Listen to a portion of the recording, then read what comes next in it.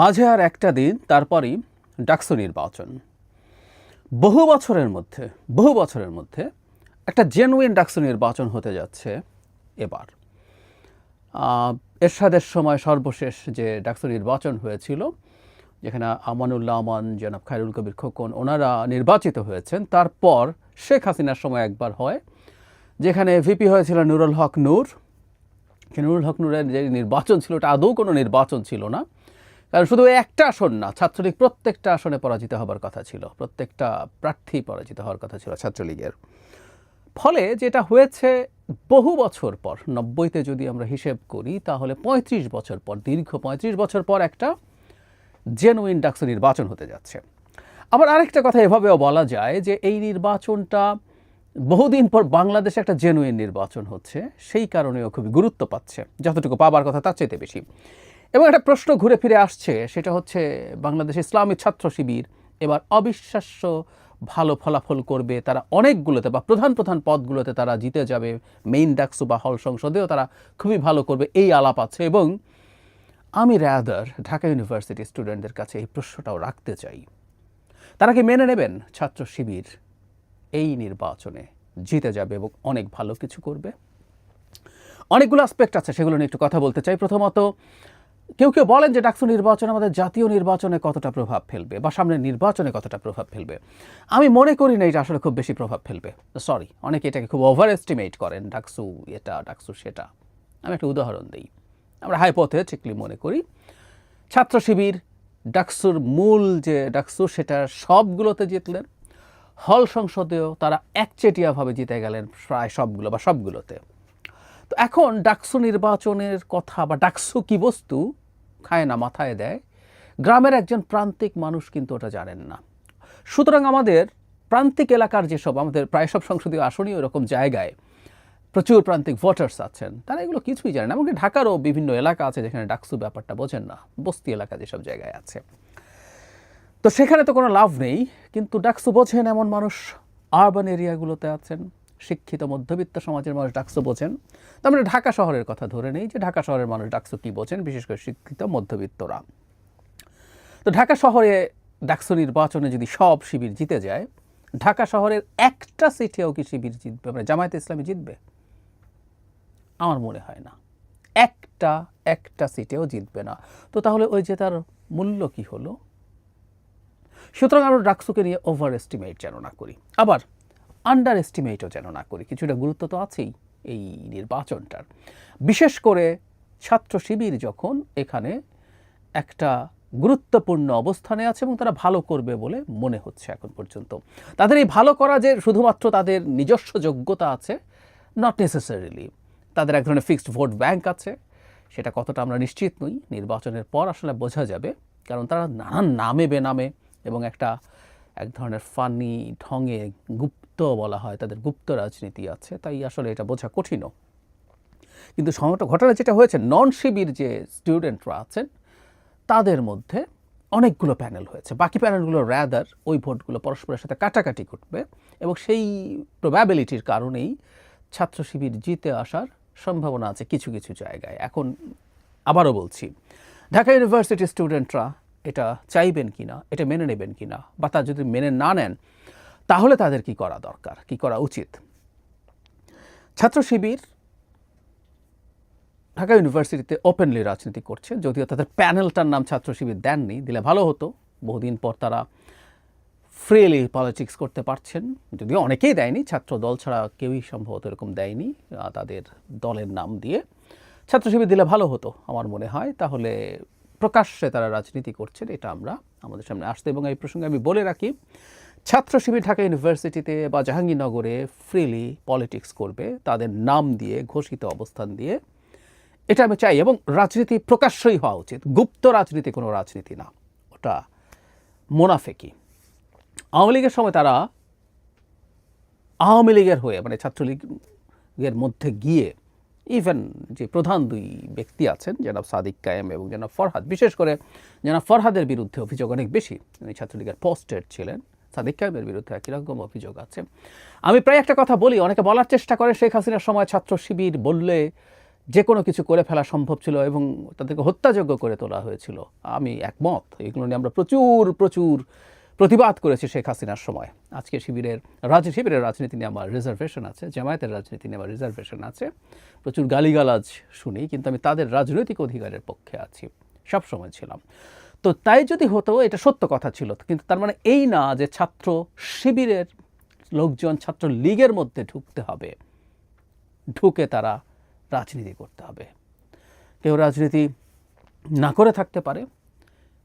সাধারণ ছাত্র শব্দটাও, সাধারণ শিক্ষার্থী শব্দটাও নষ্ট করেছে একটু সাম এক্সটেন্ট ছাত্র শিবির, কারণ এই সাধারণ শিক্ষার্থীর লেবাস দিয়েও ছাত্র শিবির গুপ্তভাবে কাজ করে বলে এই আলাপ প্রচলিত আছে। তো যাই হোক, তাদের ওখানে যেতে হয়েছে। এবং আমরা খেয়াল করব, জনাব কাদের যে গণতান্ত্রিক ছাত্র সংগঠন আছে, মানে এনসিপির যে সহযোগী সংগঠন আমরা এভাবে বলবো, কাদের একাধিক স্টেটাসে এই তথ্য আমাদের জানিয়েছেন কিভাবে ছাত্র শিবির ছাত্রলীগের ভেতরে ঢুকে কাজ করেছে। এবং শুধু সেটা না, জনাব কাদের সম্প্রতি তিনি জিতুন না জিতুন তিনি বেঁচে থাকতে চান এই ধরনের একটা স্টেটাসও দিয়েছেন। তিনি এদের বিরুদ্ধে কথা বলতে গিয়ে কতটা বিপদে পড়েছেন সেটাকে ইন্ডিকেট করে। তো যাই হোক, তারা যেহেতু প্রকাশ্যেই এসছেন, তাদের প্রকাশ্য রাজনীতি হওয়াটাই ভালো ছিল, খুবই ভালো ছিল। এবং আমি ঢাকা এবং জাহাঙ্গীরনগরে একসময় অন্যান্য ছাত্র সংগঠন মিলে ছাত্র শিবিরের রাজনীতিকে অবাঞ্ছিত ঘোষণা করেছিল এবং ছাত্র শিবির এখানে প্রকাশ্যে রাজনীতি করতে পারতো না। এটার খুব কঠোর বিরোধিতা আমি রিপিটেডলি করেছি, আমি আবারও করি। ছাত্র শিবির নিষিদ্ধ সংগঠন যদি না হয়ে থাকে তাহলে তার রাজনীতি করার অধিকার আছে, সেই অধিকার থাকতে হবে, ভবিষ্যতেও থাকতে। এবং আমরা বারবার বলছি, ছাত্র শিবিরকে কেউ যদি মনে করেন মতাদর্শিক কারণে রাজনীতি দিয়েই পরাজিত করতে হবে, এবার যেহেতু ডাকসু নির্বাচন, পরাজিত করতে হবে ভোটের মাধ্যমেই। দুটো ইস্যু আছে, একটা হলো মুক্তিযুদ্ধ। কেউ কেউ বলেন যে ডাকসুতেও মুক্তিযুদ্ধ কেন ডেকে আনা হচ্ছে। আসলে ঘটনা যেটা হয়েছে, ছাত্র শিবিরের জন্ম স্বাধীনতার পরে, তাদের পূর্বতন যে ছাত্র সংগঠন ছিল, ছাত্র সংঘ, if I am not wrong, স্বাধীনতার আগে এবং সেই সময়। তো কেউ কেউ বলেন ছাত্র শিবিরের জন্মই তো হয়েছে পরে, তারা কি করবে না, কারণ এমনকি যারা এবার নির্বাচন করছেন তাদের নির্বাচন স্বাধীনতার বহু পরে। এমনকি অনেকে যদি প্রথম সন্তান হয়ে থাকেন পিতা মাতার, তাদের পিতার জন্ম অনেকের মুক্তিযুদ্ধের পরে হয়েছে। তারপরও তাহলে মুক্তিযুদ্ধ এবং রাজাকার ইস্যুটা কেন আনা হচ্ছে তাদের বিরুদ্ধে? এটাই মতাদর্শ যে রাজনৈতিক সংগঠনটা, রাজনৈতিক দলটা জামায়াতে ইসলামীর ছাত্র সংগঠন, তারা এর মধ্যে টেকনিক্যালিটিস আনতে পারেন, এটা স্বীকৃত না, ওই না সেই না, ওগুলোতে যাচ্ছি না, ওটা ছাত্র শিবির জামায়াতে ইসলামীর সংগঠন। সেই জামায়াতে ইসলামীর সাথে তারা অ্যালাইন্ড এবং তারা এখনও মনে করেন বাংলাদেশের স্বাধীনতার সময় যা যা ঘটেছিল তারা সঠিক করেছেন এবং কোনো অনুতাপ তাদের নেই।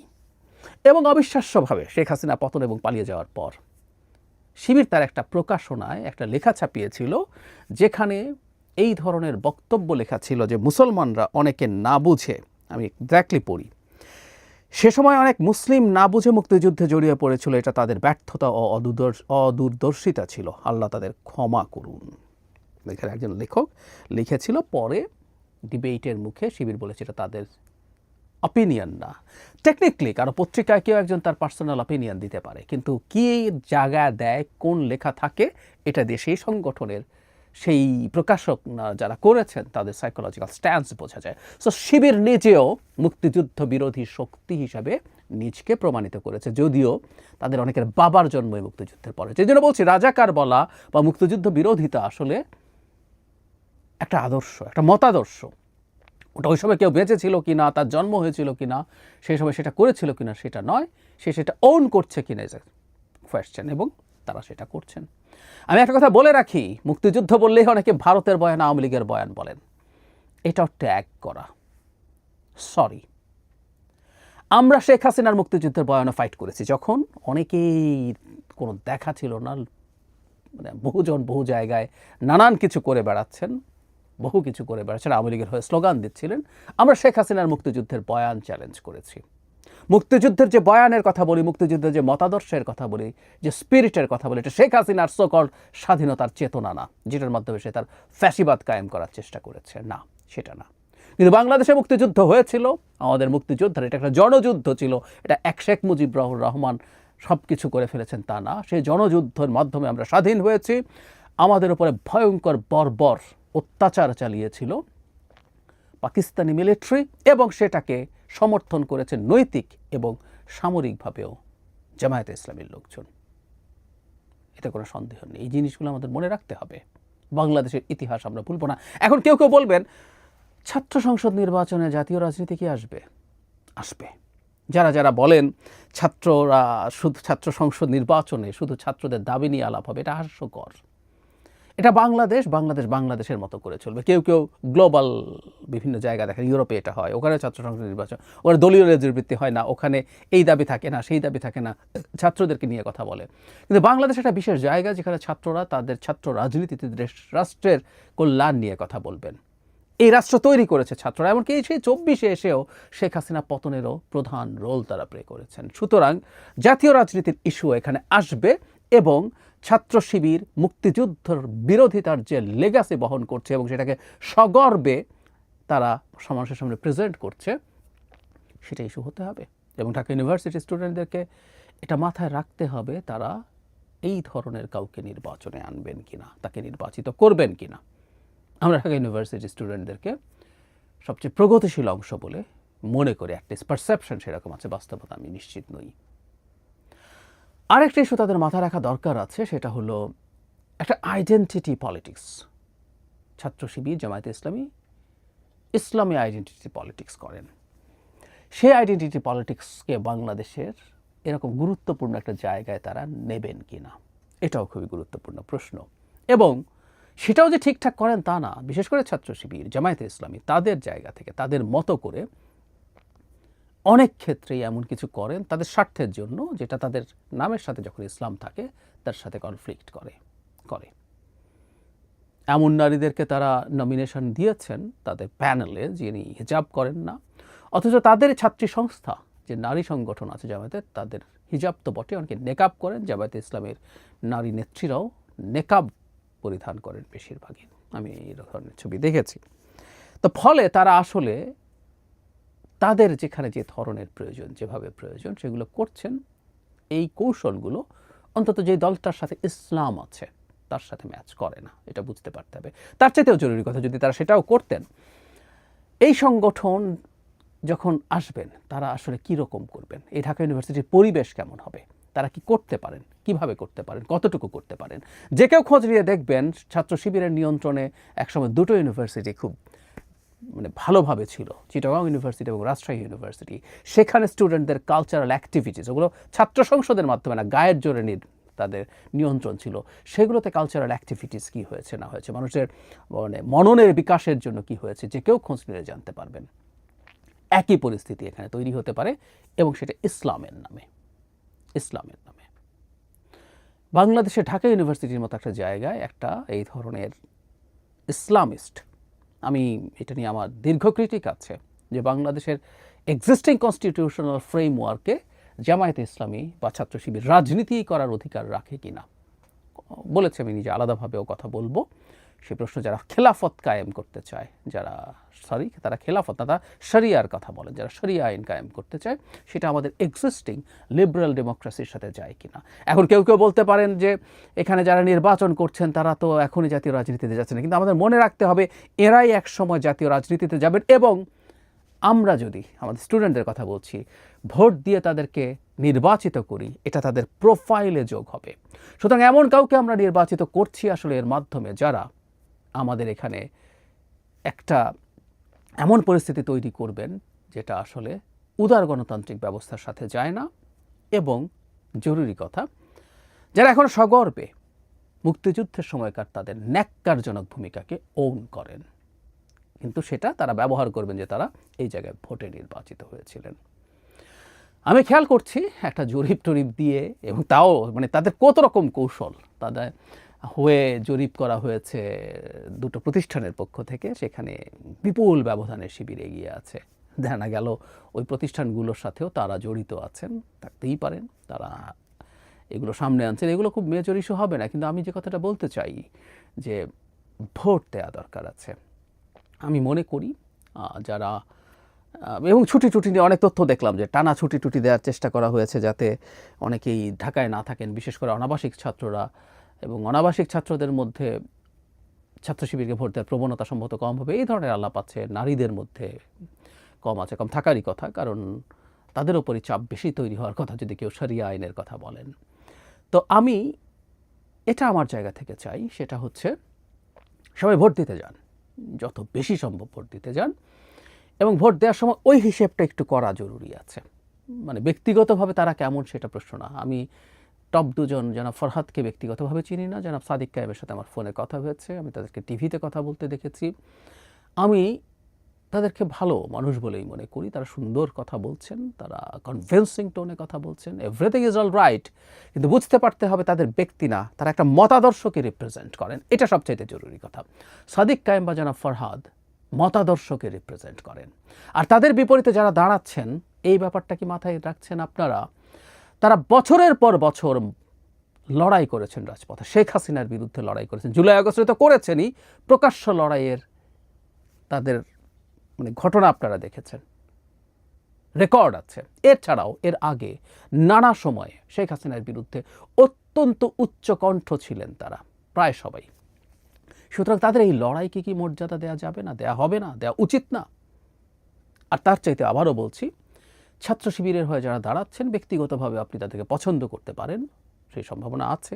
ছাত্র শিবিরেও সত্যিকার অর্থে আমি দেখেছি অনেক ওয়েল বিহেভড, ওয়েল ম্যানার্ড লোকজন আছে, থাকে, কিন্তু তারা আদতে একটা মতাদর্শকে রিপ্রেজেন্ট করেন, যে মতাদর্শ আসলে ঢাকা ইউনিভার্সিটির মতো জায়গায় নির্বাচিত হয়েছে, এটা আসলে ঢাকা ইউনিভার্সিটির ইমেজকে ক্ষতিগ্রস্ত করে। এবং আপনারা যারা স্টুডেন্ট আছেন তারা যদি এটা হতে দেন, আমার কাছে মনে হয় ব্যক্তিগতভাবে যে এটা আপনাদের ভার্সিটির ইমেজের জন্য ভালো হয় না। আমরা একটা কথা মনে রাখবো, আমি বহুবার বলেছি, জামায়াতে ইসলামী, ছাত্র শিবির, এনাদের রাজনীতির অধিকারের প্রতি আমি শতভাগ সমর্থন করি। তাদের অধিকার যেখানে যেখানে ক্ষুণ্ণ হয়েছে, শেখ হাসিনার সময়ের কথা বলছি, ফাইট করেছি, এখনও করছি, ভবিষ্যতেও করব। এবং একই সাথে আমি যোগ করছি এই ধরনের আইডেন্টিটি পলিটিক্স, আমি প্রায় বলি এটা হিন্দুত্ববাদের নামে হোক, এমনকি বাঙালিত্বের নামে হোক, যে আইডেন্টিটি অন্যদেরকে এক্সক্লুড করে, সেই আইডেন্টিটি পলিটিক্স আমি বিরোধিতা করি। আর জামায়াতের ক্ষেত্রে তো, ছাত্র শিবিরের ক্ষেত্রে তো তার সাথে মুক্তিযুদ্ধের ইস্যুটাও আছে, এবং অবশ্যই এই জাতীয় ইস্যু আলাপে আসতে হবে, অবশ্যই আসতে হবে। সুতরাং আমি চাই, আমি এক্সপেক্ট করি এবং আমি অনুমান করি ঢাকা ইউনিভার্সিটির স্টুডেন্টরা, নারী ছাত্রীরা, তারা প্রচুর সংখ্যায় ভোট দিতে যাবেন। অনাবশ্যিক যারা আছেন তারা তাদের এই ভোটাধিকারটাকে অবহেলা করবেন না প্লিজ। আপনারা ভোট দিতে যান এবং ভোট দিয়ে আপনাদের চয়েস আপনারা নিশ্চিত করুন। আর আমি আমার যে অপিনিয়ন, ইটস মাই অপিনিয়ন, এখানে এটা আমার অ্যানালিসিস নয়, আমার অপিনিয়ন, আমার এক ধরনের অ্যাক্টিভিজম হিসাবেও দেখতে পারেন, সেটা যদি আপনাদের সঠিক বলে মনে হয় তাহলে ফলো করুন। আর না হলে আপনাদের যদি কারো মনে হয় ছাত্র শিবিরই নির্বাচিত হওয়া উচিত সব কিছুর পরও, সেটাও করুন, কিন্তু ভোট দিতে যান। আমাদের এই ভোট দেওয়ার প্রবণতা, ভোট দেওয়ার চর্চা ভবিষ্যৎ গণতান্ত্রিক বাংলাদেশ তৈরি করার জন্য খুব বড় ভূমিকা রাখবে।